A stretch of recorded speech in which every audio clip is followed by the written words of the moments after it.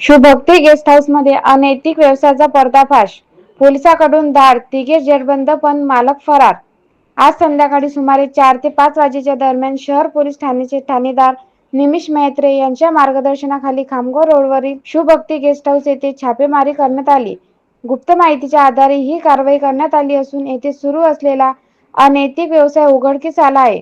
Police पथकाने अचानक धाड टाकून 3 जणांना ताब्यात घेतले आहे. त्यामध्ये गणराज नावाचा मुख्य आरोपी, एक ग्राहक, एक पीडित महिला यांचा समावेश आहे.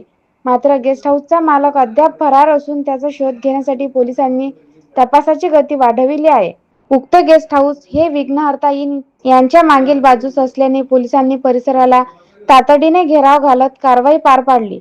प्राथमिक चौकशीनुसार येथे अनैतिक व्यापाराच्या माध्यमातून आर्थिक व्यवहार चालत असल्याची माहिती समोर येत आहे. ठाणेदार निमिष म्हेत्रे यांच्या नेतृत्वाखाली पथकाने ही कारवाई पीटा कायदा अंतर्गत केली असून पुढील तपास सुरू आहे.